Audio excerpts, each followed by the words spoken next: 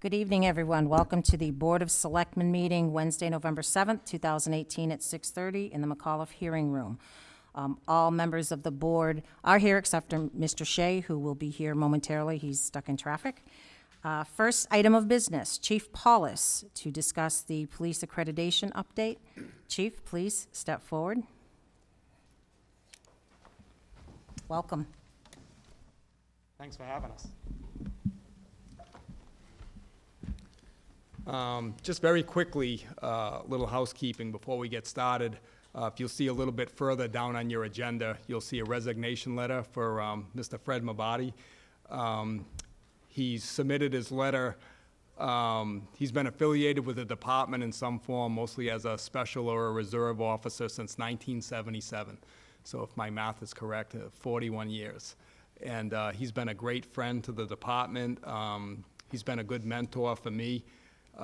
Very dedicated to firearms. I'm sure anybody through the years from that time will attest to what a treasure he was and how much time he dedicated, you know, on his own and with his business. He used to run the firearms trailer that some of you have seen, and I'd be remiss if I didn't mention him. He's just a great person, and you know, I wish him the best. And he'll always be around the station in some form or not. But everybody's time comes sooner or later, and he decided to submit his letter, and I just want to thank him. We all do. Absolutely. Well said, Chief. So just going forward, as you're aware, we finally got accredited. It was about a 3.5-year project, and we had this plaque that they gave us at the ceremony a few weeks ago, and it was already hanging in our lobby. But when I saw we were coming here tonight, I had it taken down because I said, we definitely earned it, so I wanted you to see it. And then I'm also happy to have Sergeant Newell here. He was probably the main cog with Lieutenant James, and Sergeant Newell did a lot of the grunt work, especially in the last few months where you really have to button everything up and prepare for your inspection. So it's the inspectors that came in, they looked at our standards. So we hit 159 standards for certification, and that was in February of this year. And we had decided, hey, we're going to just push through and we're going to get this done. So we're dedicated to it, and then we had to do another 167 standards to meet accreditation, and it's to his credit and everybody involved. The assessors had never seen it where they came in and they call it repair work, so they'll come in and they'll give you your inspection and they'll say, all right, you have to fix all these things and then we'll be back. So they looked and they said, we can't ever remember having come in and having to do no repair work.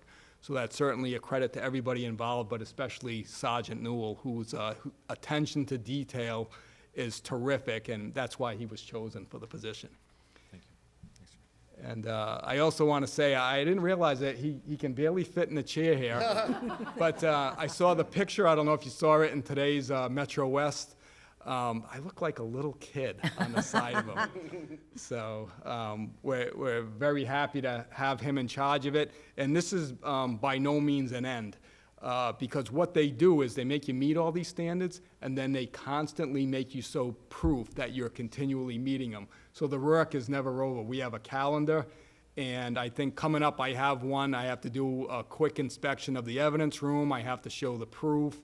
And as you go forward, you have a training session. You have to show a lesson plan and attendance. It just never ends, and that's why this award is so prestigious. So not only do you have to meet it, but you have to live it. So that being said, if you have any questions, I'm sure the sergeant will be able to answer them. Wonderful. Thank you so much, and congratulations on all your hard work. I wanted to share with the board, I had the wonderful opportunity to go to the accreditation ceremony, and I have to tell you, it's really a humbling experience. And Chief, how many, I'm trying to remember, there was under 70 towns actually have the full accreditation that Southborough was able to achieve. I don't know if you know the exact number. I think it was 70, or was it less? If you look at your sheets, I showed you okay. who's accredited, who's certified. So if you exclude the colleges, there's 67 police departments that are fully accredited, and we're one of them, and there's 351 cities and towns in the Commonwealth. So we're very proud. Yeah, and it is a major feat, and just to even get to the certification, a lot of departments actually stop at that point. But, our department, to all of your credit, continued on and did the initial work, the hard work that had to be done. And I would just like to add, to be able to get this accreditation, I was able to walk through with the chief and see some of the things that they had to do. It's pretty amazing that we were able to do it where they're at, based on all of the requirements as far as privacy and locking and even our jail cells. It was just an amazing opportunity. So I fully commend you. I commend the department. Sergeant Newell, you did an amazing job. The ceremony was wonderful. There were only a handful there, and it was really great to be a part of seeing just a wonderful day and the hard work that they did. So thank you very much. I'd be remiss, everybody had a share in it, so the 5 sergeants all have a specialty, so whatever their area is, firearms, evidence, training. We had folders, so we had stacks of folders, so all right, you get these folders, and also Rick Mattioli.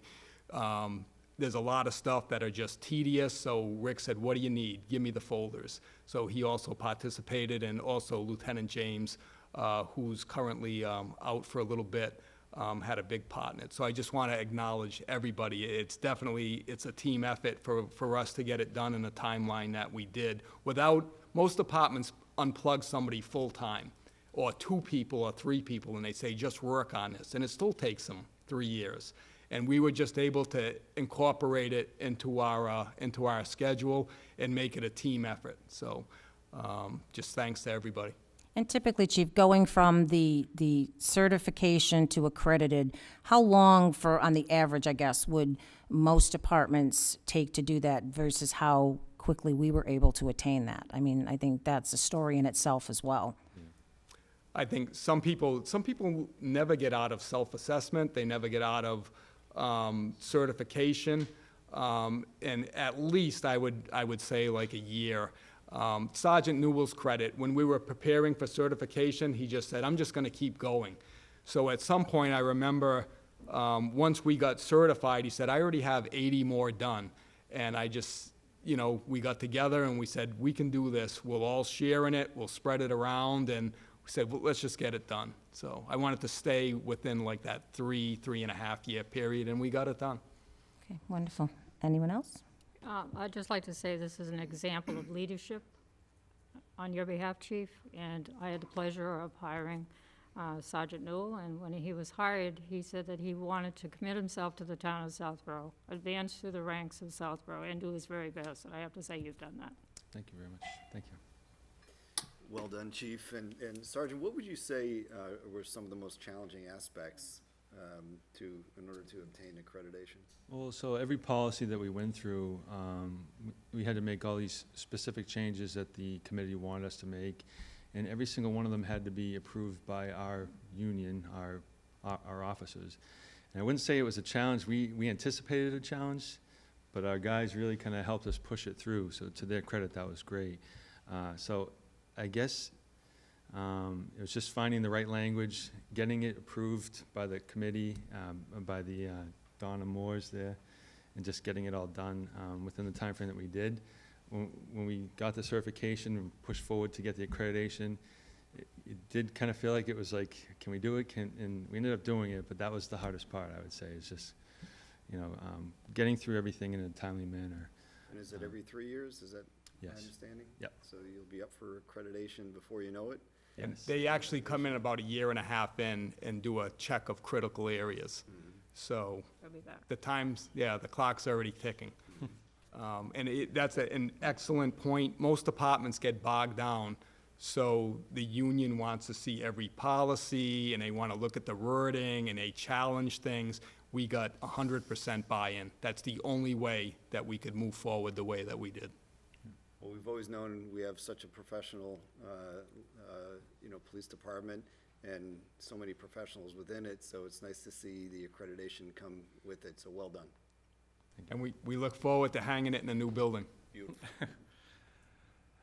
So, just briefly, if I could. So, my apologies for not being able to attend the ceremony, but for those who are listening, who may read about this later on, if you could just briefly explain some of the benefits of being accredited, so that the people can, fully understand this achievement and the accomplishment.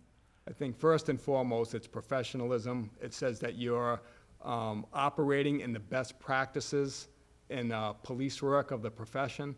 I believe there was a retired Framingham chief who spoke, and he said basically now he's the chief over at Assumption College who we're getting reaccredited. But he said that, when your department has moments where you're challenged in court, that it comes up and, they want to see your training and your policies. And he said when they see that you're accredited, that you maintain the best standards and practices, that your training is up to date and documented, he said it just means the world. So it's not only a source of pride, it protects the offices, it protects the town, and it just shows that, we're committed to the profession. Good. Thank you very much. You're welcome. Thank you. Go ahead.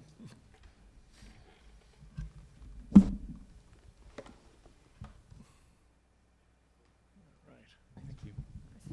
Wonderful. Excellent. Thank you.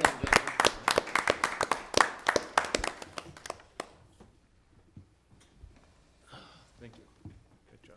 All right, Chief, we also have an item B from you, recommendation to appoint Sarah Rosatano, and I hope I'm saying that right, to part-time telecommunications officer. Yes, very happy. We just recently had a process, and we decided to offer Ms. Sarah Rosatano as a member of the part-time dispatch. We only have 2, so we're looking to expand. Somebody that can pick up the hours, and she seems very committed. She's a town resident. She holds a bachelor's degree. I know she's very involved in the youth sports industry. And I also see her here tonight, I guess looking to get involved with the town further.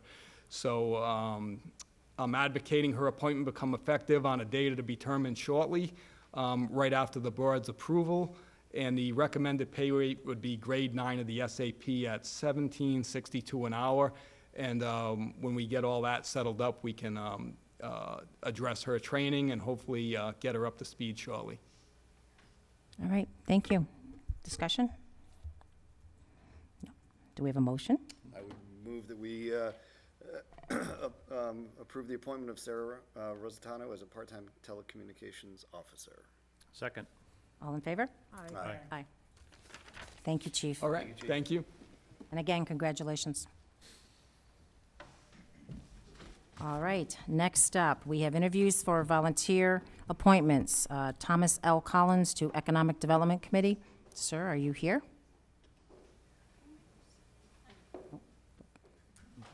Okay, well, we'll pause on that one. We'll move to the second one. Sarah Rosatano, now I know that I'm saying it right. Sarah, would you step forward to the Open Space Preservation Commission? Welcome.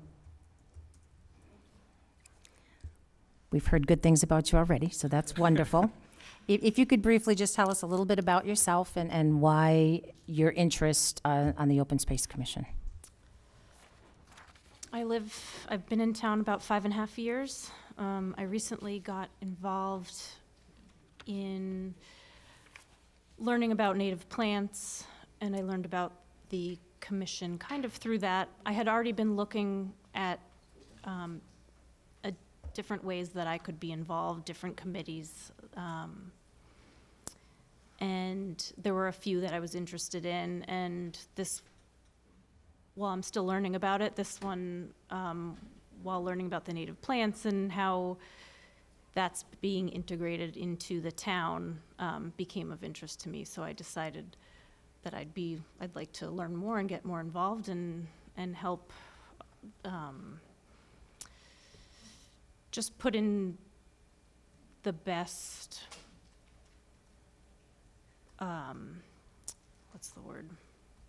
responsible way to, to grow the town.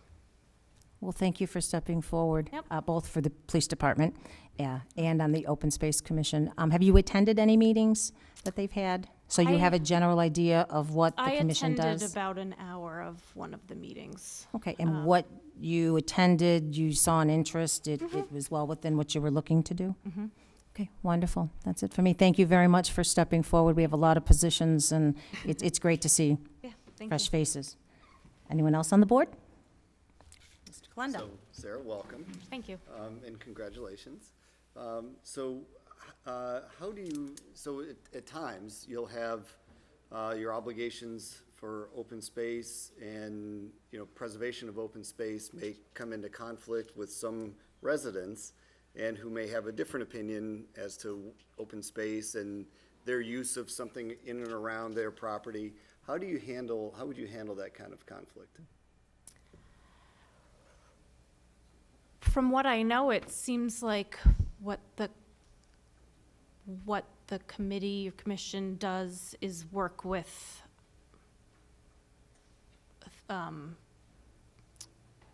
not already private owned properties, but I'm not too sure. Yeah, sometimes they're existing residents as well, but, yeah. And sometimes you may have that conflict. I guess you may not have an answer for it, because that's Yeah. okay. You haven't been involved with that yet. You may that may happen during your tenure Okay. on the commission.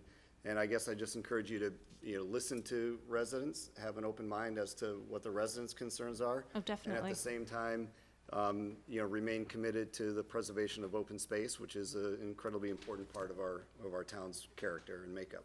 Yeah, not everything works for everybody. I understand that.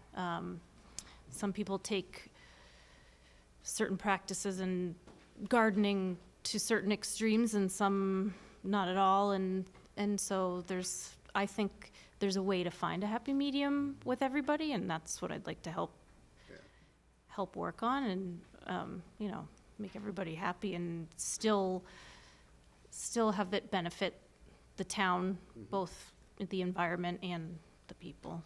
Well said. Thank you, Sarah. Just curious, Sarah, do you have a garden? Do I have a garden? I have flower gardens. I don't have vegetable gardens. Fine. Yeah, Your email, I was just curious, so, thank you. yes. For me, again, first of all, welcome to Kimberly Park. Thank I you. haven't had a chance to officially meet I you know. yet, other than waving through Yeah, car windows and things like that. But thank you for stepping up and volunteering, and Yeah. I'm sure you do a great job. thank you. Wonderful, thank you. Thank you for volunteering. My question, not for you, but for the board, if we have ever had a member of the police serve on a volunteer committee, if that's a And I'm problem. I'm not aware of that, but I don't see any conflict at all. Okay. So, I agree. I mean, she is a resident of the town, irregardless of, so. yeah, it's a good Okay. question. It but is a yeah, very I don't good think it's question. I don't see it as a conflict. I They- pondered that myself, Brian, at one point, so. They came about separately, and they both happened to meet tonight. Yeah. And I did ask someone at the police station, I said, is this okay to still go for this volunteer? And they said they didn't see why not. It didn't seem to have much to do with it, so they thought it might be good, so. Excellent. Okay, great. Again, thank you for stepping forward. I would move that we appoint Sarah Rosentano to the Open Space Preservation Committee with a term to 6/30/23. Second? All in favor? Aye. Aye. Welcome, and Thank welcome you. for both. Thank you so much. Thank you, too. All right, is Mr. Collins, we'll ask one more time before we move on. All right, I do not see him. We will table that for now. Next up, Public Works Update. Ms. Galligan from the DPW.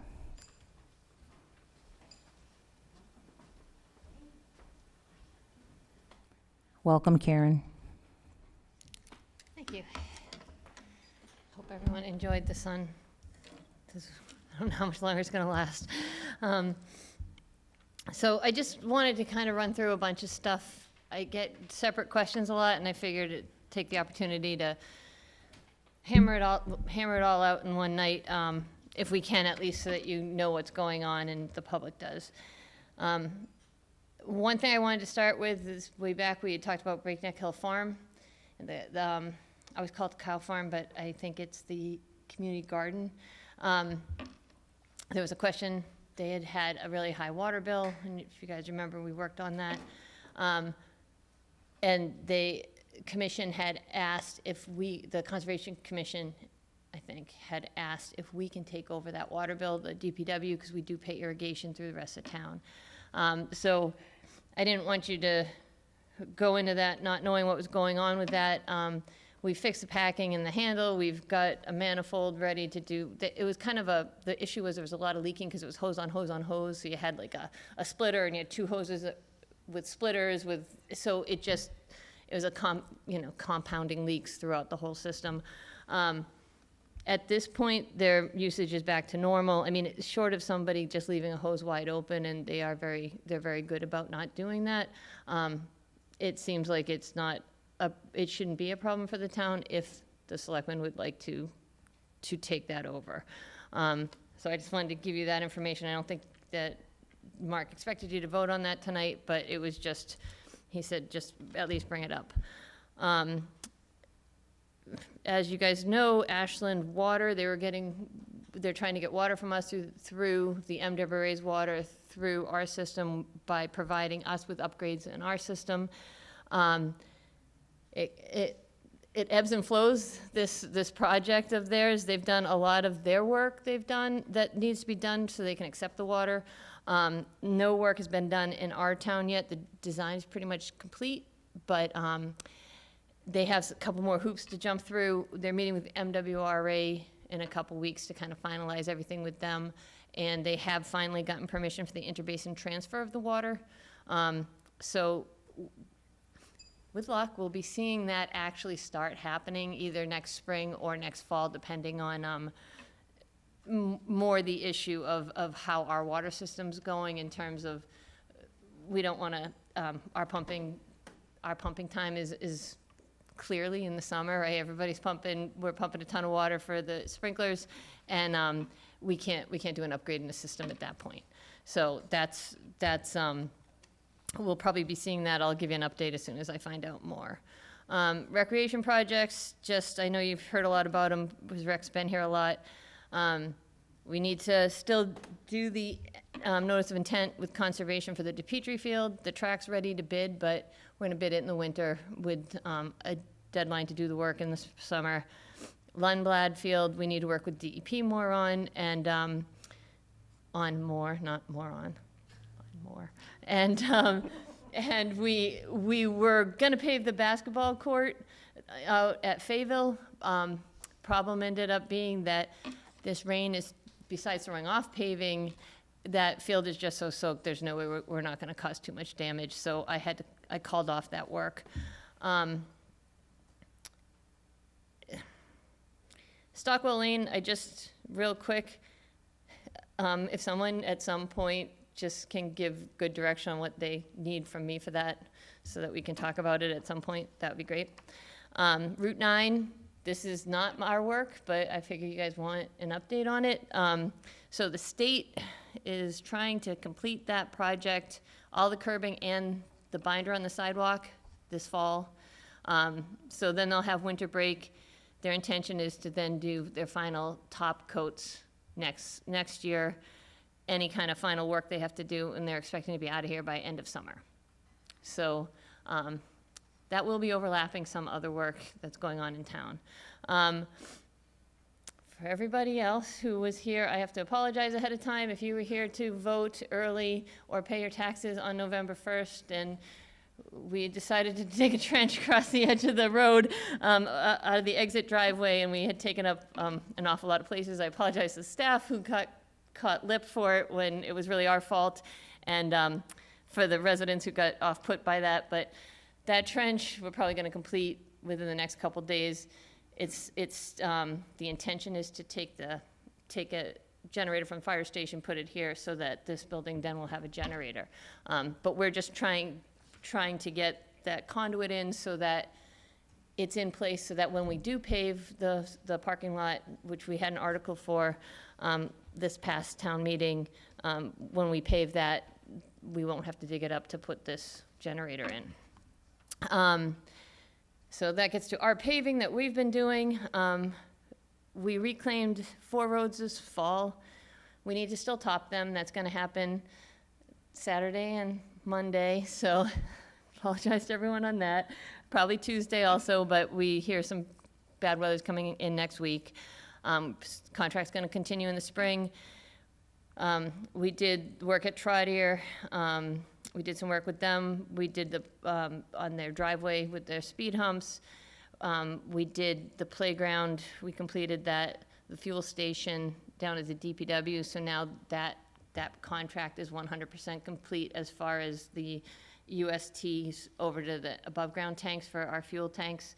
The Woodward School work that we're doing with the school, that's postponed till next spring, and the town hall will be spring, and actually Woodward School's gonna be summer. And then the other 5 roads that we need to do will all be done next spring. So the rain this fall really screwed up everything, but definitely screwed up the paving. We have a guardrail contract. It's very small. We have some cable guardrail on Northborough Road, and we have to replace some broken wooden rail that's on Shipper on Fisher at Shipper. We have to replace that. It's broken, but unfortunately we have to replace it with actual guardrail to meet the standards. And we're actually going to have to put some additional guardrail there, so I don't know that people will be happy about it, but we do need to make it safe. It's protecting people from sliding into the detention ponds there. That's supposed to be done this year. It's probably late November, so if you get calls about it, you'll know what it is. Been contacting the schools about safe routes for school. There's grants available for the last kind of mile of connectivity for schools, where we were doing the Neary Path this year, and then so basically from Deerfoot to Neary and to Trotter, and working with the schools with that, and we have a sidewalk down at Woodward going in. I think this money, that these grants could be used for that, and that basically it has to be a partnership anyway between the school and another department, which it makes sense would be the DPW, but it can pay for beacons and other items that really we've always kind of carried as a DPW budget. So we're going to work on trying to get some of that money to ease off, make that safer as far as the pedestrian ways to the school, but eases off using town budget money for that. There's also another program called Complete Streets. That's something for the roads. I've been to we've kind of started this, and I thought we had to go through planning. We didn't have a planner for a while. Turns out actually only the selectmen need to adopt this policy. So I have a draft policy. I'll be bringing it forward to you at some point within the next few months. You guys approve it, it gets approved by the state. Once the state approves it, we develop a priority plan, which we have the sidewalk plan from before that can be used incorporated into it. The state will reimburse to do that priority plan. And our hope is that we can get it in place and we can look at using it in Corderville Road, which we're doing some work on, or we have a project starting to do there, Newton Street, Marlborough Road. So we have plenty of places to use money. It's up to $400,000 per year for a request, which would almost cover the sidewalk on Corderville Road. So that project, Corderville Road, it's basically on hold right this second, only because we've had so many other projects going on that we've been working on the design on. Over the winter, we're going to basically complete the design. We'll have another public meeting about it. And then we will work with the residents to actually try to get public support to fund that project, because we can't do it through the TIP process that we did Main Street. It really has to be funded. It's going to end up being funded locally or through Chapter 90. It's just currently I don't have enough of anything to actually pay for that. So it'll either be several years out, or we'll try to do it and put it in a warrant article. Deerfoot Road and Flag Road, that intersection, that project, we're trying to bid it when we do the downtown Main Street bid, because it's a very small project, and to bid it alone, I think we're not gonna get the economics of scale for it. We will meet again before we bid that project with the residents. So that gets me to downtown Main Street. So we are currently in kind of, we've got a very high-level design at this point for downtown Main Street. We're looking to bid that out, but we're waiting right now on permits from CSX. So we have a drainage system upgrade that we obviously have to do down there, so we have to put a pipe under the tracks for that. We want to put a new water main under the tracks, just so that that's secured. And then the gas company wants to continue replacing what they've started down Main Street through that section, which means they have to put a gas main under the tracks, or they want to replace that. So we've got in the permit, or request for the permit, we haven't gotten that yet. As part of that also, we want to have pedestrian crossing at the tracks, and we obviously want to improve the roadway at the tracks. We're not allowed to, that's all CSX right away, we're not allowed to do anything there. So we need them to work on that. Now, there is a grant also, a federal grant, that helps with upgrades to crossings. There's a 10% that we have to pay, and they pay the other. We have to look into that process a little more, because I'm not sure how far off that is, and we really kind of would like to get this project going. So we might have to do the project, get the pipes in if we get those permits, and then hope that the next piece comes through shortly. Like, we'll bring everything up to the right-of-way of that. Part of the downtown, and this is going to confuse people, so part of the downtown project includes a sidewalk on Newton Street down to the medical building, which Complete Streets could help pay for. Also extends the sidewalk from the southern piece of the TIP project on Corderville down to the northern entrance of the cemetery. And then it extends the sidewalk on Marlborough Road from the end of the TIP project to St. Mark's Street. So that also could be Complete Streets money could be used for that. That right now I have it all earmarked as Chapter 90, that entire project, all of Main Street downtown. So we will have another public meeting. We've had one on that project on the downtown, where we did send stuff to all the businesses. There wasn't a big showing, but our hope is maybe the next time through we will, but it'll be a lot closer to bid date. And then the last thing is Main Street, because everyone keeps asking about that TIP project. Project was bid by the state, and again, it's a state project at this point. E.H. Perkins, who's actually, we've had a contract here before with them, but they're doing the project in Marlborough on 85. They won our project, and the state has assigned a resident engineer for it. They will likely have a pre-construction meeting this winter, which police, fire, and I usually get invited to. We obviously will on this one, and I would assume some other people too. And at that point, I'll actually have like a Gantt chart timeline that I'll post on the website, but the intention is that as the project actually starts moving, that we give a weekly, as best we can, update to say this is what we anticipate happening based on weather and everything. That can obviously change, whether it's just on the website or we do something with Sam also, so it's more of like a little short video. We're still working that out. And one thing that people have been asking about, because everyone's seen the work across from 84 Main at Sears Road, that gas main work, there's a pit there, big gas main pit. They're moving it to the east, farther away from the intersection of Sears. That actually is part of the TIP project, so the state, the resident engineer who's assigned to that, he has been out looking at that and doing that work, but because it's a utility work, they're just doing it now because it's outside of the actual state's project. It's utility work. So that should be done soon, and then and that's actually a nice thing to have out of the way before the project itself starts. So any questions? went through it nice and fast. First, thank you. I'd like to know how you stay so organized with so many different projects going on. I certainly appreciate that. Also, we don't always have the opportunity, Karen, to always hear the good from people when good things happen with the DPW. So, just so the taxpayers know and the board is aware as well, we had a couple concerns from citizens that came in the last week.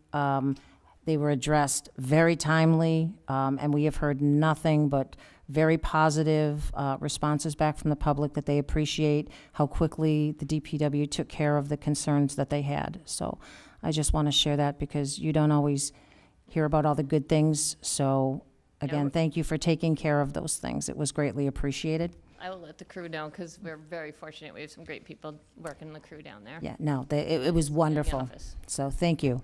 And Bonnie? You have a lot on your plate. Two questions. The irrigation for Breakneck Hill Road, and you also went on to say that the town takes care of the irrigation on town property? Yes.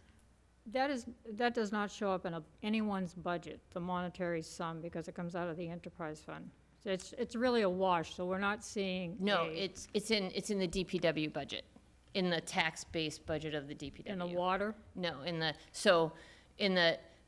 tax-based piece of the DPW budget, the highway cemetery, we pay for our water and we pay for our irrigation But throughout the town. it doesn't come out of the enterprise fund? No, Is it no, required, though? no, the enterprise fund, because the enterprise fund has to pay the MWRA for the water anyway. Right. So they need to collect that money from somewhere, so they collect it from the tax Right, so side. It's not All of really the wa- irrigation funds, Field, Breakneck Hill Road, whatever, are in your budget. Yes, There's no water accounts in anyone other, in For- any other budget. for irrigation. So the Not town hall domestic. pays their own That's drinking domestic. water. All Right, okay. All right, so that's fine. I just think that need to be cleared up. And the other question I had, Main Street, Park Street, Route 30, or however far it goes.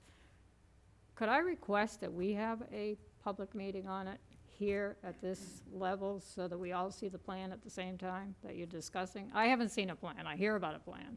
I know you had a meeting, but I think in fairness to everyone, it would be nice to have it displayed here so that the board knows what it looks like at a very formal setting. Absolutely. It would be If- helpful, I think, for all of us. Yep, if the board would like that, I can do that. And the 5 roads that you mentioned that will require paving? I think you Yes. said 5. Where are they? Um, That's for It's, next year. it's basically one whole neighborhood off of Parkerville Road. Wedgewood, the Wedgewood neighborhood. That's what's left. Okay. They're town roads. All right. Yes, yes. Okay. That's for the public, yes. Okay, thank you. Thank you, Karen.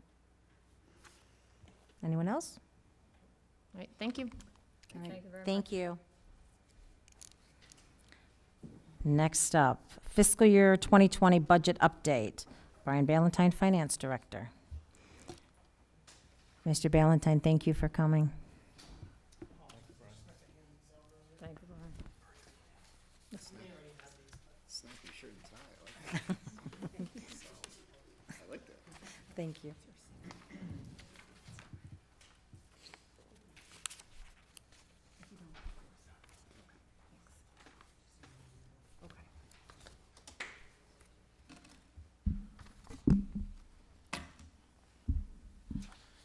So we are here this evening to discuss a little bit of budget, continuation of budget, which we're going to have much more to talk about as the time goes on. We're going to keep the discussion fairly high level. So you have the detail of the original budgets submitted for the departments. Nothing's changed with them. Nothing's been adjusted. That's what the budgets have the departments have requested in the capital. So you may have heard from my previous emails, with the original budgets in, with the original school estimates, we are actually in the unenviable position of being over the levy limit by 93,000 at the moment. That may be a little strange because we've been carrying excess levy capacity for several years now, as high as almost $3 million, and then it dropped last year to about 1.8, and now we're about 100,000 short. The long and short of that is, why that is it's for a few reasons. It's no one reason. However, and it has nothing actually to do with the public safety debt. Public safety debt's all exempt debt, so it's, oddly enough, it has nothing to do with that. It is partly the new debt for some proposed projects that aren't tax exempt. Among those are some small projects and recreation projects. So that's part of it.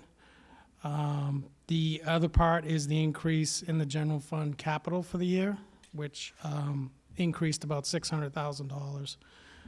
The debt was about $300,000. So between those two, it's about $900,000 in additional funds over last year.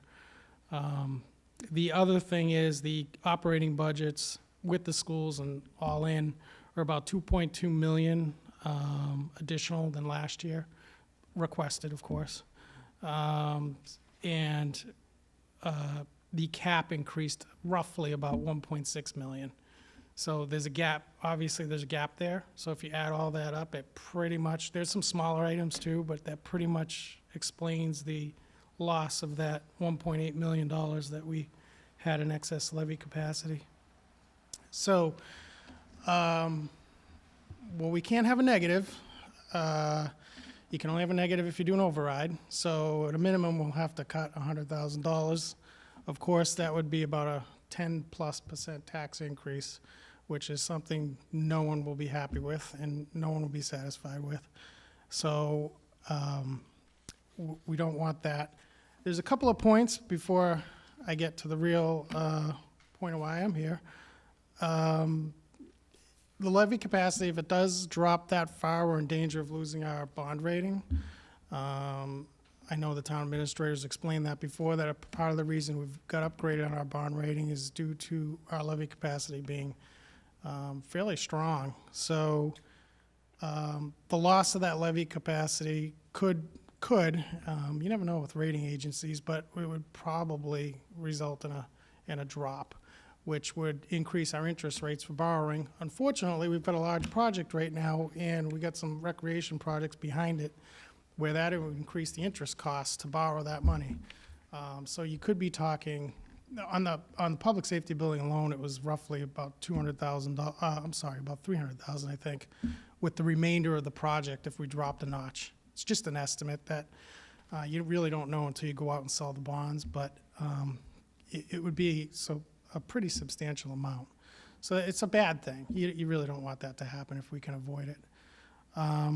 So the requests that the town administrator and myself have gone through, we've gone through all of them now. We've seen all the departments. There's nothing crazy. There's very few new hours. There are some new hours in a couple of departments. We will be following up with that. But there's, in a vacuum, mostly everything is legitimate and good, and some people want to do some great things. Unfortunately, we think we're going to have to trim, well, we know we're going to have to trim some of that back. Looking at the capital, there's not a whole lot of capital that we'd like to push off. Not a discussion for detail tonight, but, you know, things such as the roads. We've gone through, you know, the DPW director's capital recently. She has a lot in the facilities. There's not a whole lot there we can push off. You know, we want to hold harmless a lot of these things. Doesn't do a lot of good to just push it to next year and then have a problem, maybe possibly a worse problem next year. So, but again, we're going to revisit. We have some ideas on some of the capital. We're going to revisit that also with some of the department heads as we move along. So the increase is about 10.37%. 2.75% of that is the public safety debt. The discussion for really we need tonight to have, and we need this direction from the board. I've been instructed by the town administrator not to leave this podium until you give us a target for what your tax increase might want to be for next year. And there's a couple of different ways we can do it. You can hold the public safety debt harmless to a certain extent. In other words, you could say, we want to see a 6% increase overall in taxes, which is really a 3.25% increase in taxes if you take away the public safety debt.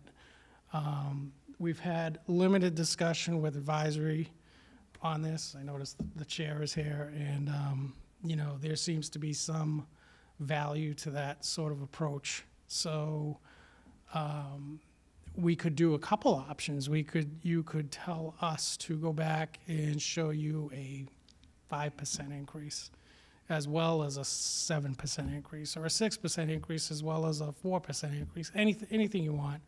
I'm kind of thinking around that range. And we would report back to the board the first meeting, looks like the first meeting in December. And that's where we're going to have to get into a little bit more detail of what Mark and myself have, you know, we're recommending to reduce to get to that number. Just so you know, so to get to 6.5% is about $1.6 million lower than where we're at now. So the first few $100,000 are usually not too painful, or $500,000 maybe. We've done this before, so it's not panic button time, but it's that first little chunk is probably not terrible. It's the last sort of third of it that's going to be painful. I don't see how you can get there without having some of the operating budgets cut back a little bit. There's just no way around it. So there are some still, full disclosure, there are still open items. I know we'll be talking about the budget schedule a little later in the evening, but because of the early schedule, there's still some open items that we're a little conservative with. We always talk about benefits. That's one of them. It's not going to be a home run this year where we come in with $2 million less in benefits. We sort of know where we're going to end up.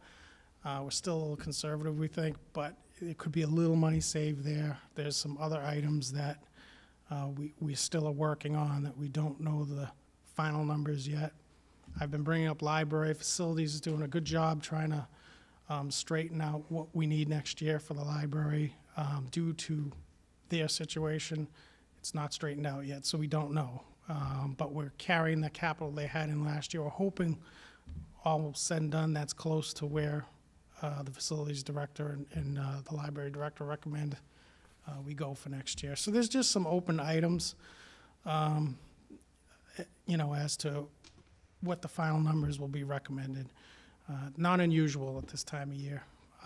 But we do know we need a substantial decrease, and if we don't have a target, the town administrator and myself can't go much farther because we won't know where we're trying to go to. So I would just ask that the board try to give, you know, like I said, you can give one option, two options, as many options as you want, and over the next 2 to 4 weeks, we'll work on it and we'll report back, and we can have some real in-depth discussion at the next meeting. All right, thank you. Brian, just a quick question. So in talking about the levy and how the levy affects the AAA bond rating we have, is there a comfortable level that going back, it may not affect any future borrowing that we may do? I mean, based on your discussions when you went in, I mean, obviously the levy capacity was much higher than it is now. So, I mean, was it $1 million? Is it, and again, I'm just a guesstimate, so we have an idea. I mean, if we end up with 800,000 and we have to go and bond, and are we going to lose a rating with only $800,000 of levy capacity? Do we have a feel of kind of what that comfort range may or may not be? I mean, I don't want to put you on the spot and give me a number, but. The good news is the reductions that we're going to have to do is all going to add back to that levy Right. capacity. So that's a good thing. So automatically, it is going to go up. I mean, this is probably the worst, I hope, that you'll see it.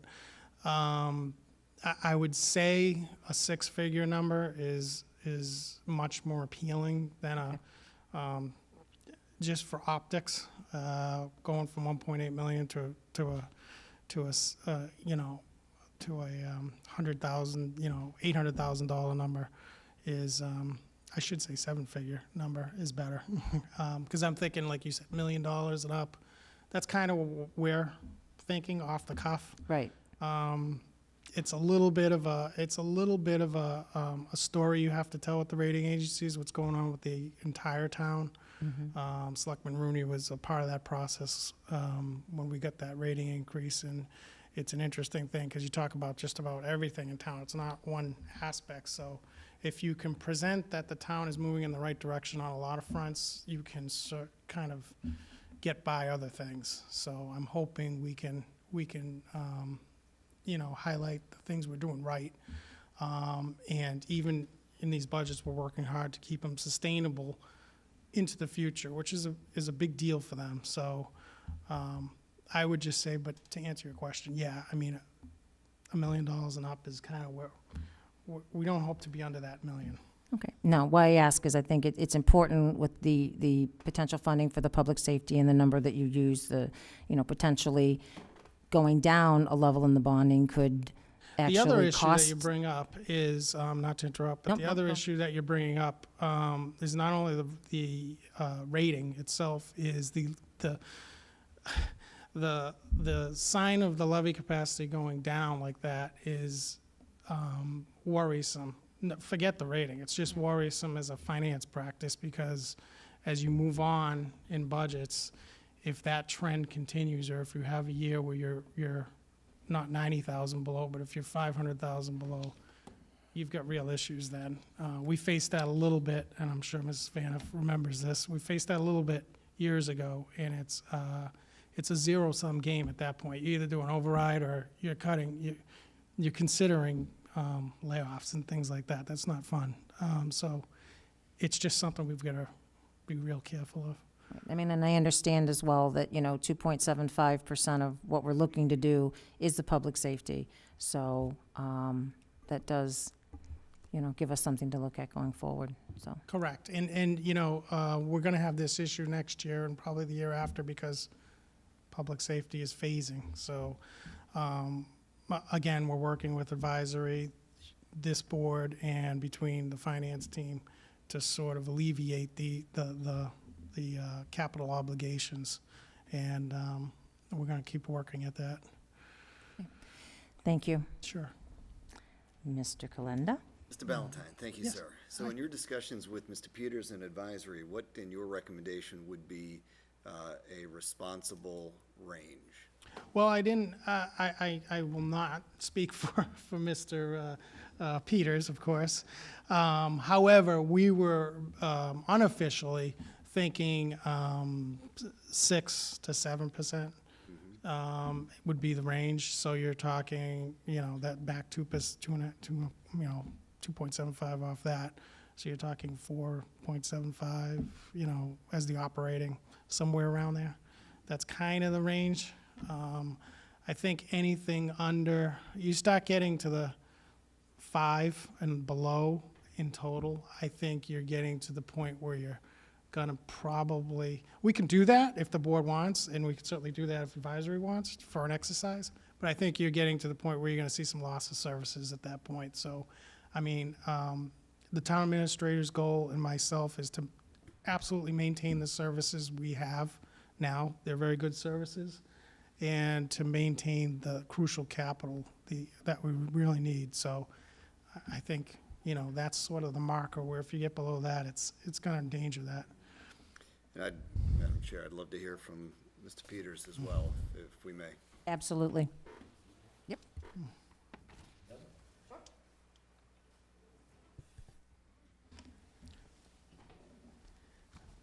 Sorry to put you on the spot. Adrian Peters, Chair. I will speak, firstly, I can't speak for everything as, on behalf of of advisory, so I'll speak on my own behalf right now. Some of it has been discussed at advisory, some has not. So I'll speak in my private capacity.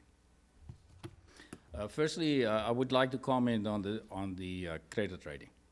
I spent on Saturday hour and a half with Standard & Poor, with the man in charge of all ratings of municipalities in the Northeast. And he lectured to us, and I had a look at it. I can tell you that about 60% of the rating has nothing to do with the financials of the town itself, but that has to do with the firstly the makeup of the residents of the town, capacity to pay.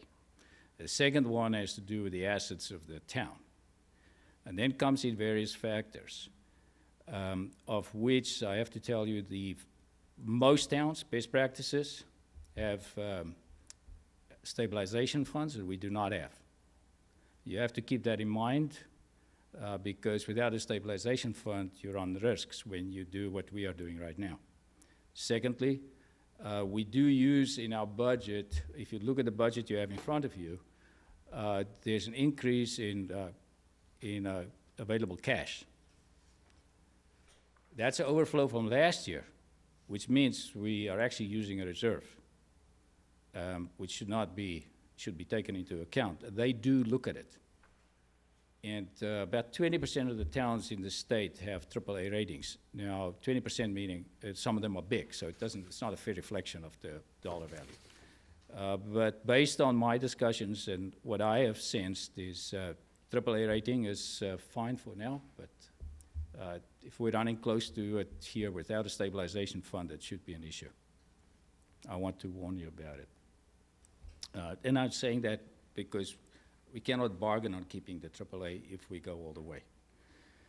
Secondly, as far as the budget is concerned, I do have to tell you that best practices is what I am making a lot of work. I'm making a lot of effort. I'm working very hard for advisory to look at how we look at the finances of the town. And the best practices really call for a stabilization fund. And if you look at the percentages that are common in this state, it is amazing. We're talking about, we should have a stabilization fund of about 5%, which means we just don't have it. Most towns take available cash, flows it over to stabilization funds, never use it in an operating budget. And so, if you look at the detail of the budget, I did meet, and we did have a discussion about it, and that is that as the budget is, with 2.75 coming from public safety building, and more coming next year, and we look at what we absolutely have to do. You know, the figures that Brian gave are pretty much on target. If we go below that, we're going to cut off, we're going to amputate somewhere, and it's not a good idea. There are serious things that have to be taken care of. And I do want to comment on, when we say that figure, we just had to look at absolute necessities. If anything comes in over necessities, it's going to run high. We do know also there's some benefit in the budget in the sense that the school, Algonquin, I spoke to the chair of advisory and also to the town manager in Northborough because we're trying to liaise more as to what's going on with the school because it's a common cost. There we're looking at, I think, Brian, where's Brian? 2.7 for us, close to 8% increase for Northborough because of the change. So that's a benefit that's also embedded in here. If that changes, well, we don't think it's going to change in the short term, right, Brian? As far as the way we go about the budget this year, I also wanted to share with the board that best practices is, in fact, the Board of Selectmen and the town manager come up with a budget. It's very important. We will do a mock-up on the budget as it comes along. In other words, the Board of Selectmen comes up with a budget, and we advise the town on the budget.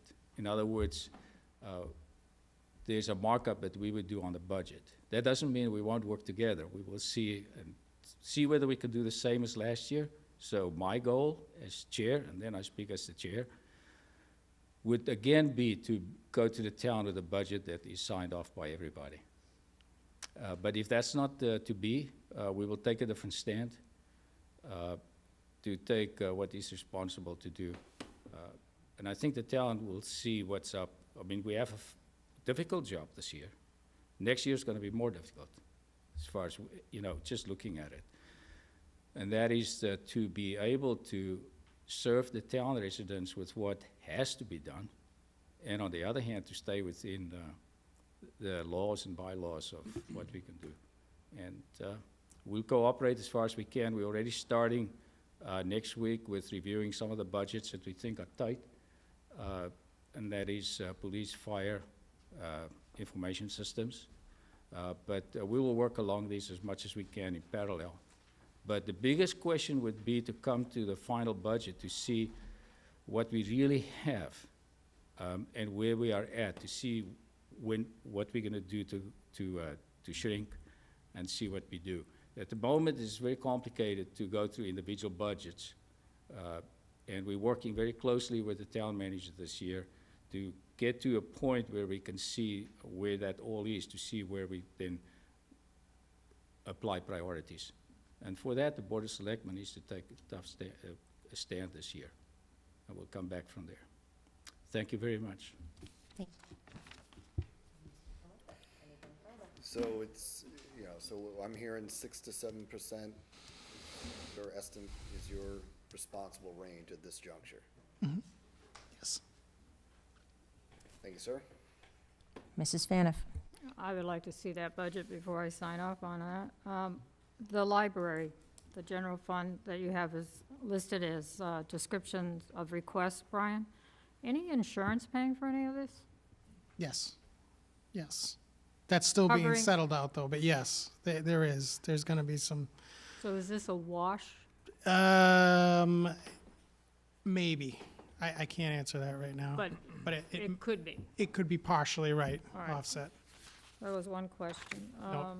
There's no new personnel. That is not true. There could be new personnel. There's not a lot of new personnel, but there are some, there are a few New exceptions. personnel as far as an increase in hours, changing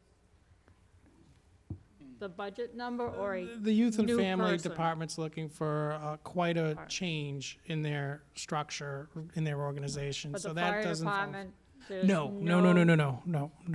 Okay, No. because I don't think we should be restructuring that department when we're looking for a fire chief. All right, No. so there's no deputy chief. They're, just to be, again, full disclosure, this is the original budget, so I know. in that number is, Number. that number, yes. So we can, That's gonna come we'll off, anticipate that being reduced. correct. Okay. The other question, why did the town audit go up so much? 31%. Is it for the town? Is it something? That is because the OPEB is due again for every 2 years. Okay. It goes up and down every 2 years. All right. I mean, Brian mentioned earlier, I was sitting here during difficult financial times along with some of my other colleagues. This is not a one-year issue. This is going to be at least for the next 3 years if we don't address it now. New growth is considerably down. I don't know what it's going to take to move that up. A lot of guesswork, I guess. Available funds, that's down 40%. Correct. I don't know what's going to change that. You might have a window to that. There's some miscellaneous things like, and you say available funds, like you mentioned the Water Enterprise Fund. That is not in the Water Enterprise Fund. We still have to work out the indirect costs and everything. That's have a not in here, though. Nothing's in there right now, either way. But I have a feeling it's gonna go, well, it'll go against the water in the town's favor. I have a feeling they're gonna owe the general fund money, now that they're totally separate. Well, that's why I asked the So, question earlier. That'll Okay. be one of those little things that may work in our favor, just so you know. All right. The capital articles, apparently, you're working on. Now, when town meeting members vote on articles that are monetary and you have to borrow or the project hasn't started, do these numbers reflect all of the articles that we have committed ourselves to? Yes, Okay. No further questions. Thank you, Brian. sure. Mr. Shea? I guess the only comment that I would make is, in response to the guidance that Brian and Mark are looking for, I think it's worthwhile targeting a lower percentage as well, just to go through that exercise. We requested that frequently for a number of years when I was on the advisory committee, just to be able to quantify what that means, just to be able to explain what that means, and, puts people in a position, when it comes to town meeting, this is what this translates to. And are these services that you want to sacrifice? Are these services that you want to retain? So if we can quantify what those are, I think it's worthwhile to do. Certainly with the public safety debt, that's a project that passed at, 90% majority at a special town meeting, passed overwhelmingly with an override. I think everybody knew what we were getting into with respect to that. So I think maybe looking at, that as a 2.75 plus order of magnitude 2.5 at the low end, just to be able to quantify, just to go through the exercise, make the determination of what that translates to if we were to adopt that, and again, work towards the other target number that Brian had as well, just so we can see what we're able to retain, what services we would have to sacrifice moving forward. Thank you. I agree with you as well, Brian. I think that's a great exercise. It's just, again, finding the number. I think 6 to 7 is what you were saying, roughly. So what is our low number? 5? That's what I was thinking too. Just, and I Just know, 5, just because it's a, I mean, but to that's see up to the board. 5, 6, and 7, to see what would have to be cut, I think that's, Okay, would be very beneficial, I think Brian. that's I fair. agree, to the taxpayers. Yep. 5, 6, and 7, okay. Any other comments, discussion? Can I jump ahead You may. to other matters? You may. Says warrant article for special and annual town meeting schedules. Are we having a special? Actually, I was going to ask the board's indulgence to bring that forward while Mr. Ballantyne is here. Okay. Okay. The question on that, I had asked that to come forward based on a discussion that I had with Mr. Ballantyne and Mr. Purple regarding how tough and tight the time frame is on getting the budgets and everything together for town meeting. So, granted, it's only 3 weeks, but that 3 weeks really makes a big difference in trying to get the actual numbers and everything ready for town meeting. And Brian, obviously you would know better than most, would you like to just touch on how changing the date of town meeting has affected the budget process? And I know I spoke to Mr. Peters about that as well. Sure. There's a couple items. And one I'll talk for the schools since they're not here. But as you know, and maybe Selectman Kalenda may even know a little more intimately, the schools are, it's tough to sometimes get their true financial picture, even in April. And we've struggled with that in April. So the 3 weeks is magnified with them. Their budget has a lot of intricacies, if I can say that right, with state aid and the way they're reimbursed with certain things. So and the regional budget also. So that's a huge deal for the school department. It puts a lot of pressure on them. I think Superintendent Johnson was, not too happy that we're doing this in March. There's a couple of other items, benefits. This year, we won't have the issue as much, because I had just mentioned, even though it's not official, we think we kind of know what's going on. There are a lot of years we do not know the benefit rates or the benefit numbers. That's a $7 million budget now, all in. And that's important when it comes to having that extra 3 weeks. The renewals obviously start July 1. The carriers don't like to typically give out a whole lot of rate information or prior to that, because they're looking at claims data, and they want as much of that as they can before they commit to something.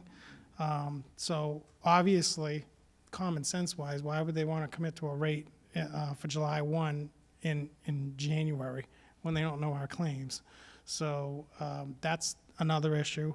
State aid is obviously, again, ties into the school department, but even to the town side, especially in years where they haven't thankfully had this in a little bit when they're cutting. That's important for us to know too. So there's another thing. The other thing is, two more things that I just thought of off the cuff. The meetings for advisory and selectmen, the way they're pushing right now is a lot of them are going through the holiday season, and I noticed that with Mr. Peters there and the town administrator, it's fairly difficult to plan some of these meetings around the holiday time. You just know it's going to be tough with Thanksgiving, Christmas, and New Year's. It's kind of like a whole blackout time. So it's really hard to get a lot of this done quickly like we'd like to. And the last thing I'll just mention as to an impediment of that is is our revenues. Our biggest revenue in town locally is the excise tax. And we don't know that until, it's a little dependent upon the RMV, but we usually don't know that until about mid-February. So, or sometimes late February. So we're done by then if in this March thing. And that can be a determination of if we raise local receipts on our tax rate. So that factors in. If we don't know that, if we give up that opportunity with the local receipts, then basically we have to assume lower collections for the year, and we're basically taxing a little higher than we have to.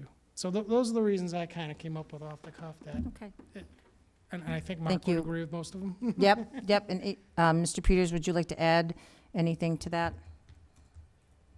Brian is very diplomatic the way he says it. I'm going to be more blunt about it, and that is that we have to wrap up by middle of January in order to go through the rest of the process for the town meeting.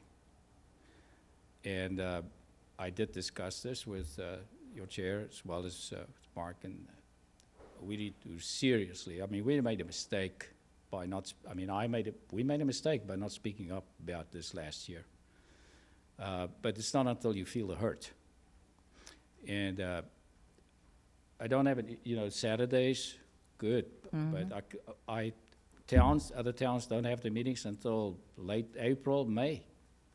We checked, and all the reasons that Brian gives, these are hard reasons for us to relook at this, and for the board to consider to come to town meeting to change this, just to a later date. It's critical. I don't think we can do a proper job, and it's not fair to the town to do this, and we're doing a job that we can't really back. And so that is what I feel strongly about it. Thank you. Why I asked for this, So it So- appears that the exercise that we're going through could change drastically with the numbers that you might acquire for a special within the annual. They could actually go up, not necessarily down. Possibly, yes. Yes. So requesting 4%. And I think there's going to be pressure to obviously, if we retain this March, and I think, understand my what- opinion would be there's going to be more pressure to have a special town meeting during the year. That brings up a whole nother list of pros and cons, but I think that's what it's gonna I just want to send lead the to. message, there's also a danger by doing that. Asking you to cut at the request of the Board of Selectmen, whatever that percentage is, and then coming in with a special within the annual town meeting that throws the whole thing into free fall. It just, I'm not sure it's a risk that I would be happy with.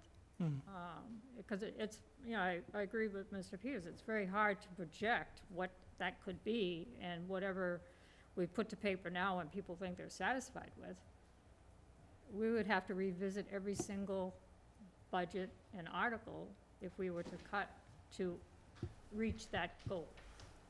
Possibly, yes. And you're right, We've it could done be in the the other past. way. Yeah, I Yes, know, but yes, we've done yeah. that in the past. I think we need to be prepared that that's what we're suggesting here.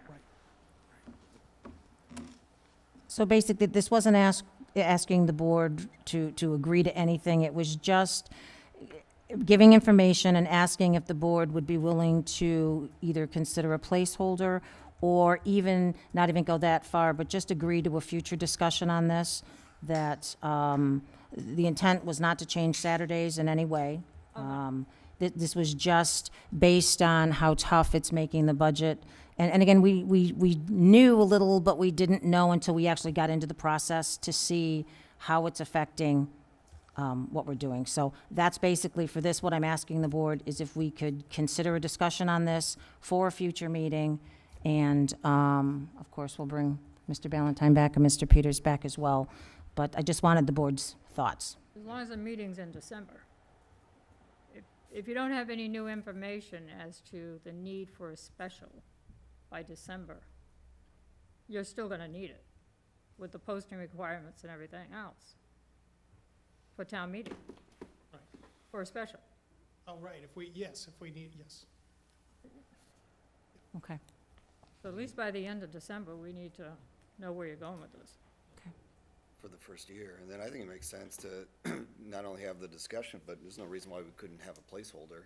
I mean, we can keep it there, we can drop it at any time. So I think it makes sense to have a placeholder. It shows our intention of, I mean, we're hearing pretty loud and clear. I've heard it also, and with the challenges on the school budget. So that March date has been a challenge. Okay, I asked that we consider a joint meeting with advisory that evening too. okay. So we're not waiting too far into the process. No? Okay. Thank you, Mr. Ballantyne. Thank you. There was a second part to this, but I'll hold off on the second part to this for now. I think that this was a great discussion, so thank you. And thank you for indulging, moving it up so Mr. Ballantyne didn't have to stick around. I appreciate it. Next up, Chairman's Report. I am going to hand that over to Mr. Kalenda. So thank you, Madam Chair. I'd just like to remind everyone of Veterans Day coming up, which is always November 11th, and which is this coming Sunday. So while there may be a federal recognition and holiday on Monday, the Memorial Day, Veterans Day is always November 11th, and at 11 a.m. We will have a march of our veterans from the Community House to the All Wars Memorial. And I want to give special recognition to Alex Zalev and the Scouts of Troop 1 who have done an amazing job of the new flagpoles that you'll see installed at the All Wars Memorial. It's beautifully lit up tonight, and we look forward to having an absolute wonderful celebration of our veterans and appreciation of all that they have done for us on Sunday at 11 a.m. Again, we encourage all of our residents to come out, bring your family members, and sometimes we've had light crowds, and the veterans are still out there every single time. Virtually every member of the Board of Selectmen is, when they're in town, they're there as well. We often have the band come from our local schools. The Scouts are always there, which is wonderful. So it's a pretty short parade, pretty short march, and but it's heartwarming when we see lots and lots of residents come out and thank our veterans. I had an occasion just a few weeks ago to be in Normandy, France, and Omaha Beach, and it was absolutely powerful to be there and to see that beach and see what so many of our veterans before us went through. And I think it's a pretty nice thing when we see lots of people come out in our community to recognize our veterans on Veterans Day. So again, thank you to Alex and the Scouts of Troop 1 for the amazing job they did at the All Wars Memorial. And we look forward to celebrating with them and hopefully many others on Sunday. Thank you, Madam Madam Chair? Chair. Yes.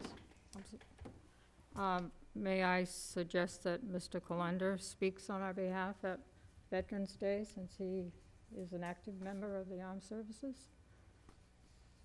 to represent the community? It's up to the committee.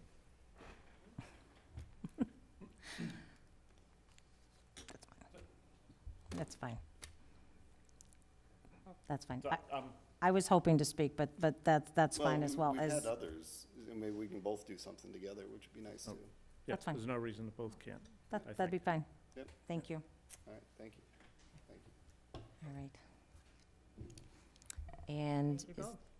thank you. Is there anything for the town administrator? Yes, there is, in fact. Just wanted to remind folks at home and here that there is a cable committee survey on the website. We're trying to get a better response rate. The cable committee has been reactivated and is working diligently right now, so you can find that on the town website. I did want to note that tomorrow is the last day of our building commissioner, Mark Robideau, so I want to thank him again for his great service over the last 5 years to the board and to the community. We are recruiting a new building inspector at this point in time, so we hope to start interviews soon. We have engaged the services of Peter Tartikoff, who has helped out in the department before, to carry through until we have a new building inspector on board. So you'll hopefully see some folks before you for final interview, if not in November, definitely in early December. Thank you. Thank you. All right. Thank you. Consent agenda. We'll be holding item 7. Are there any other holds? Nope. All right. Number 7? No, we yep, we've already Oh, just I'm held number sorry. 7, no.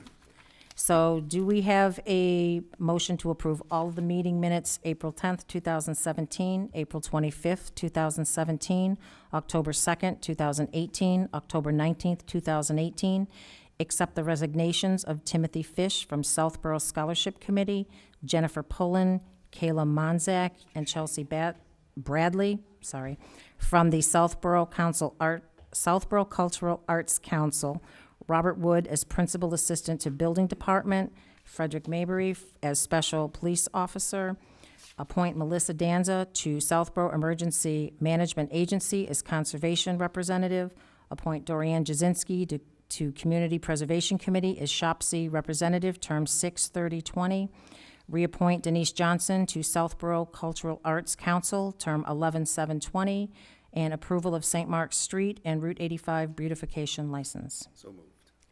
Do we have a second? Second, one picky discussion. comment. Yes. Number 1, the minutes from October 2nd, about 3/4 of the way down the page. Can we change Mr. Shi to Mr. Shea, please? Yes. We tried to get that through. I know. You're not going to get a typo by me. None's had an effect on me. Okay, with that edit, do we have a second? We did. We did, okay, sorry. All in favor? Aye. Aye. Thank you. All right, thank you. Under other matters before the board, the closing of the 2018 season for the golf course. So Mr. Purple has had discussions with Bill Harrison from the management company of the golf course, and due to needed excavation of the sediment basin to bring the foundation of the public safety building to grade, and the basin being at the location of the temporary golf trailer of the golf course, they have agreed to close on November 11th instead of, 12th, excuse me, instead of the contractual date that we had of November 30th. Mr. Purple agreed to waive the $1,000 November rent in lieu of transferring the utilities back to the clubhouse and the temporary trailer, and for some anticipated personnel costs through the month of December. By doing this, the town did not incur additional costs to bring in the needed fill. I don't believe a vote of the board is required for the waiving of the November rent, but if any member would prefer, we can certainly entertain a motion. Makes sense. And Go ahead, Brian. We don't need it, but you can if you like. we can do it. It's not needed. I don't I believe would it's. do it anyway. Do it, that's fine. Brian. Go ahead, Brian. Make a motion to waive the 1,000 rent in November. Second. All in favor? Aye. Okay, perfect. And we've done that. So the next item up is at our goal-setting meeting, there was discussion of, and I know we've discussed it here as a board as well, the bringing back the town manager legislation. So the majority of the board supported moving forward with that at our goal-setting meeting. So what I'd like to do is just to discuss creating a town manager committee, as was done in the past when this was done. And if the board is willing, I would recommend Mr. Kalenda to work on creating a charge for the committee. I know you were very involved with it then, so, and then bringing it back to our next meeting, and we can move forward from there. I'd be happy to. Okay. Is the board in agreement with that? I agree. Perfect. And thank you very much. Next up, public comment.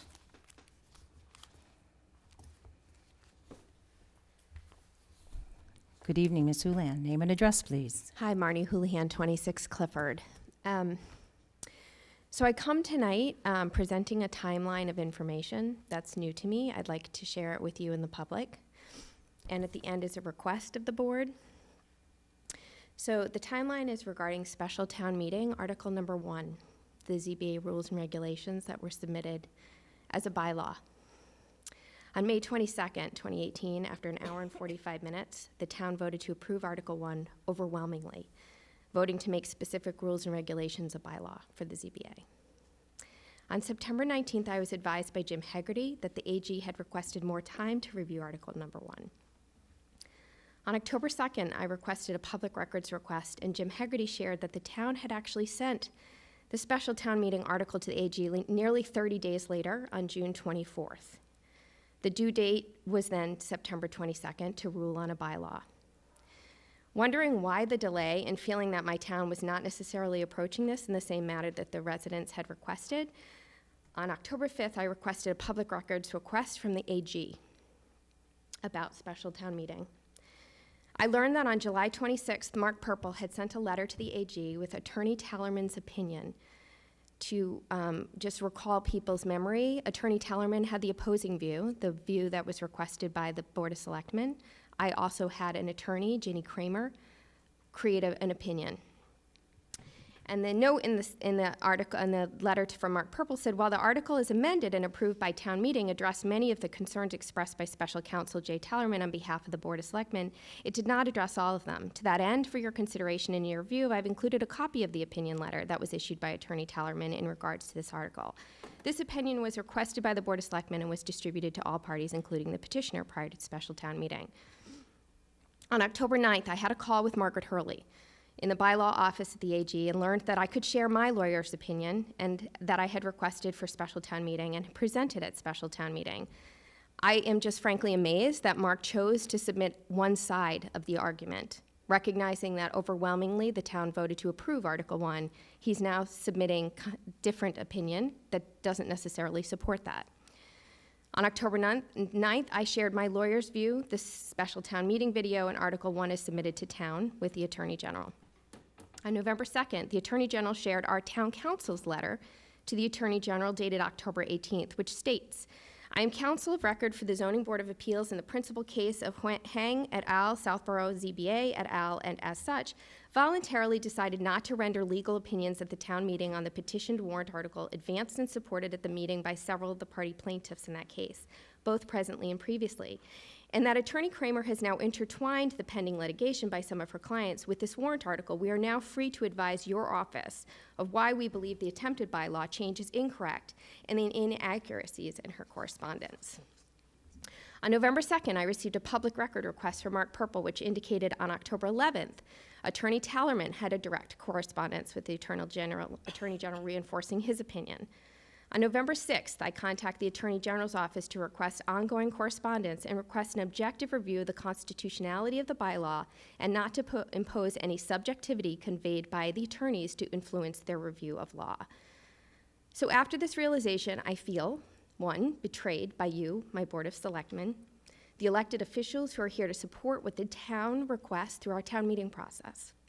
2, undermined about the democratic process that I pursued with the special town meeting and Article 1, with the recognition that if I did not inquire with the Attorney General, I would have never known that there was this, what I consider an underhanded, non-public approach to influence our democratic rights to enact laws that we feel are necessary in this town. My final request, the board do require an answer now or in the coming days. These discussions to correspond with the Attorney General had to have been discussed in public meetings and voted on the board to be authorized to conduct on behalf of the town. My understanding is attorneys Cipriano and Tallerman are both hired and support what the Board of Selectmen has requested them to respond or correspond to.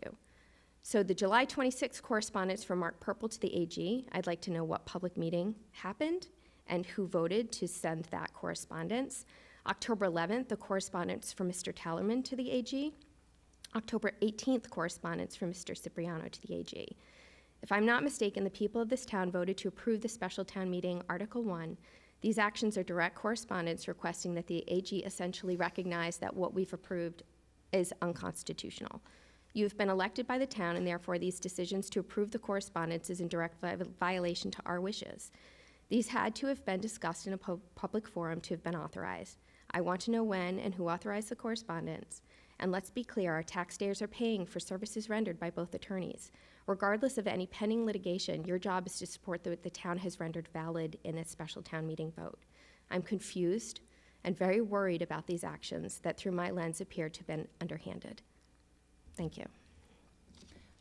Thank you for your comments, Ms. Houlihan. If you would, I would ask that you submit them through the town administrator's office, any questions or concerns that you have and would like answered. I feel, as a board, I don't think we're ready to answer. Obviously, if we had it in advance, we may have been able to answer some of your questions, but I don't feel comfortable answering any of your questions tonight. So in fairness, if you could submit those, I'm sure the board would be happy to get answers to your questions. Thank you. Thank you.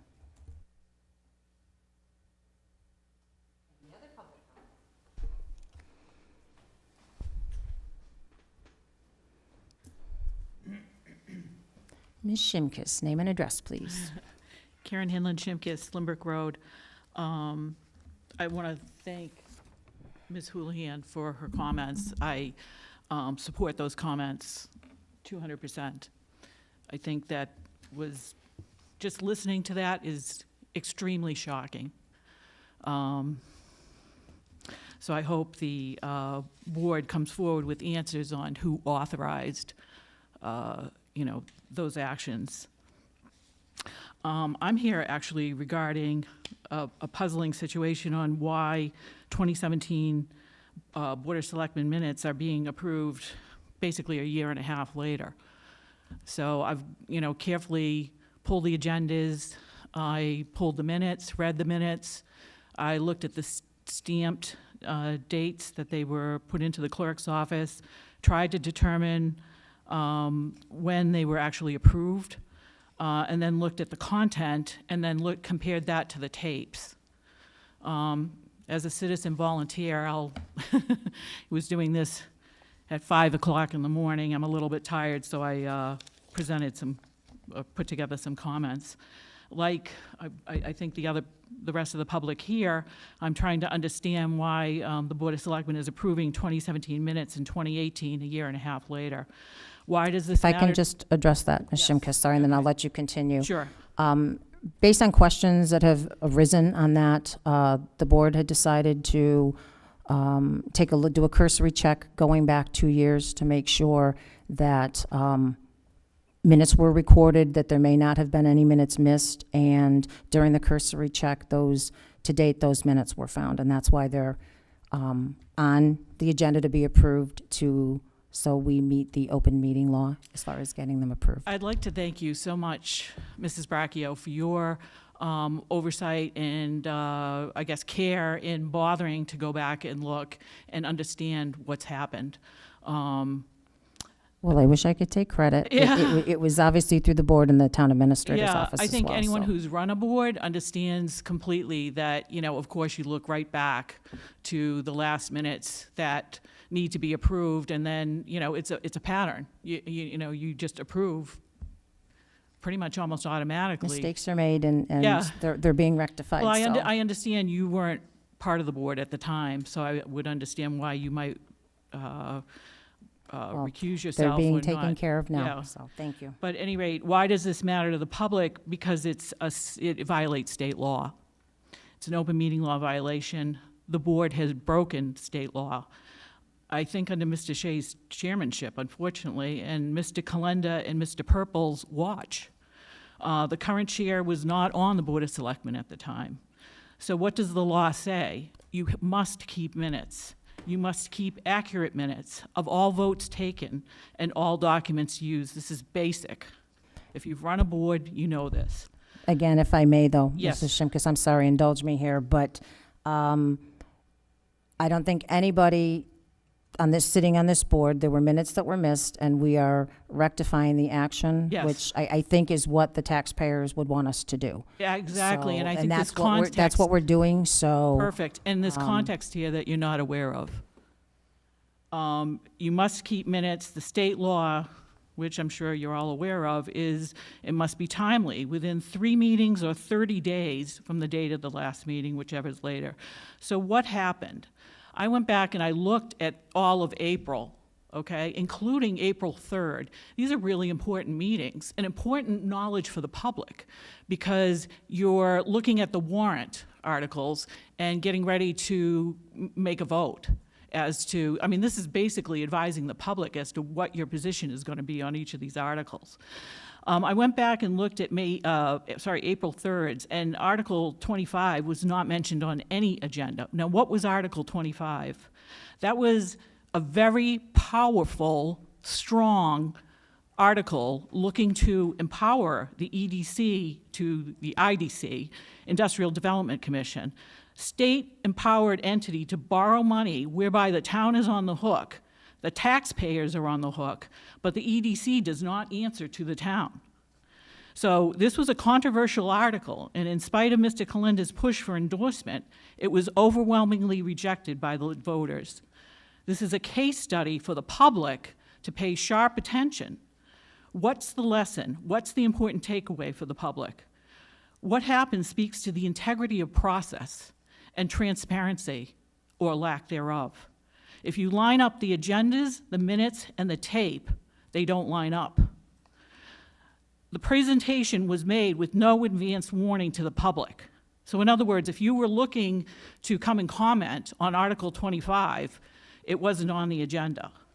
The warrant was closed, positions were taken, the vote was taken by the public, support or don't support, the very positions that the public comes to rely upon, in addition to advisory's opinion. But there's no record on the agenda to legally notify the public in advance of the meeting. The BOS voted to take positions on all warrant articles, and people who were presenting were all named on the agenda, except Article 25 and Mr. McKay from the EDC. So what should be done from the unwitting public's point of view?